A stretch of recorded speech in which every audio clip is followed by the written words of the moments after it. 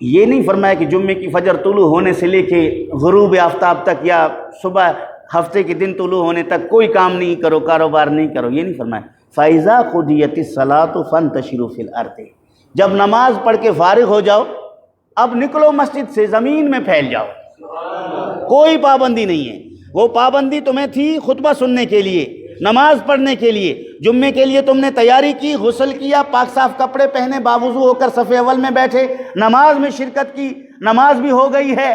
اب نماز سے فارغ ہونے کے بعد اللہ رب العالمین کا نام لیتے ہوئے زمین میں پھیل جاؤ۔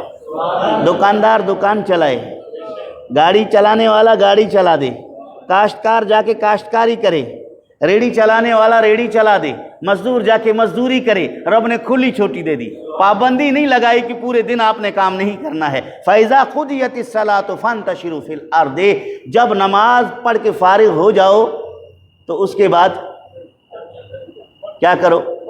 اللہ کے زمین میں پھیل جاؤ۔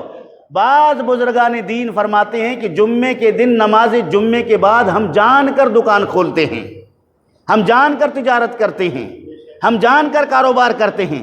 حضور والا ذرا یہ حکمت تو سمجھائیے، ہمیں بھی پتہ چلے کہ جمعے کے بعد آپ باقی جو وقت ملتا ہے اس میں آپ کاروبار کو ضروری کیوں قرار دیتے ہیں؟ فرمایا اللہ نے ہمیں حکم دیا کہ زمین میں پھیل جاؤ۔ جب اللہ بھیج رہا ہے تو اللہ خالی نہیں لوٹائے گا، اللہ بھیج رہا ہے، جاؤ اب کاروبار کرو، جاؤ اب مزدوری کرو، جاؤ اب دنیا میں اللہ رب العالمین کا فضل تلاش کرو، تو اللہ خود بھیج رہا ہے، خالی کیسے لوٹائے گا؟ اس لیے اس حکمت کو مد نظر رکھتے ہوئے جمعے کے باقی دن میں وہ کاروبار کرنے کو برکت سمجھتے ہیں۔ اگر اس نیت سے نماز جمعے کے بعد دکاندار دکان چلا لے تو یقیناً وہ برکت سے مالا مال ہو جائے گا، ہوٹل چلانے والا ہوٹل چلائے یقیناً برکت سے مالا مال ہو جائے گا، کاروبار کرنے والا تجارت و کاروبار میں مشغول ہو جائے یقیناً وہ مالا مال ہو جائے گا۔ تاہم یہ حکم جو ہے واجبی نہیں، استحبابی ہے۔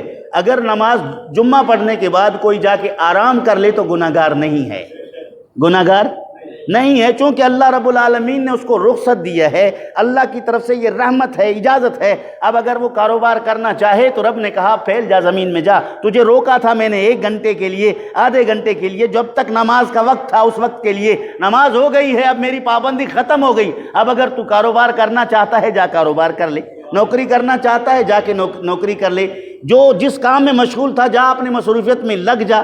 وَابْتَغُوا مِن فَضْلِ اللَّهِ، اور اللہ رب العالمین کا فضل تلاش کر۔ یہاں مفسرین فرماتے ہیں اللہ کے فضل سے رزق حلال مراد ہے، اللہ کے فضل سے تجارت مراد ہے، اللہ کے فضل سے کاروبار مراد ہے۔ معلوم ہوا کہ اگر کوئی جائز ذرائع سے حصول رزق کے لیے کوشاں ہے وہ اللہ کے فضل کی متلاشی ہے، اللہ کا فضل تلاش کر رہا ہے۔ جو اللہ رب العالمین کی فضل کا متلاشی ہوتا ہے رب ذوالجلال اس کو اپنے فضل اور رحمت سے مالا مال فرما دیتا ہے۔ اس کے بعد خدشہ تھا کہ انسان مسلمان مومن نماز پڑھنے کے بعد فارغ ہو کے غافل نہ ہو جائے، وہ یہ سمجھے کہ اب میں نے نماز پڑھ لی، عبادت ہو گئی ہے، اب وہ اللہ رب العالمین کے ذکر اور یاد سے دور نہ چلا جائے۔ رب نے فرمایا وَاذْكُرُوا اللَّهَ كَثِيرًا، کاروبار کرتے کرتے اللہ کا ذکر کثرت کے ساتھ کیا کر، نوکری کرتے کرتے اللہ کا ذکر کثرت کے ساتھ کیا کر، دنیا کے کسی بھی معاملے میں مشغول ہو جائے لیکن اللہ کی ذکر سے تجھے تیرا کاروبار غافل نہ کر دے، اللہ کے ذکر سے تجھے تیرا دکان غافل نہ کر دے، اللہ کے ذکر سے تیری مشغولیت تجھے غافل نہ کر دے۔ وَاذْكُرُوا اللَّهَ كَثِيرًا، اللہ کو یاد کرو، لیکن یاد کے لیے لفظ کثیر استعمال فرمایا، بہت زیادہ، بہت زیادہ۔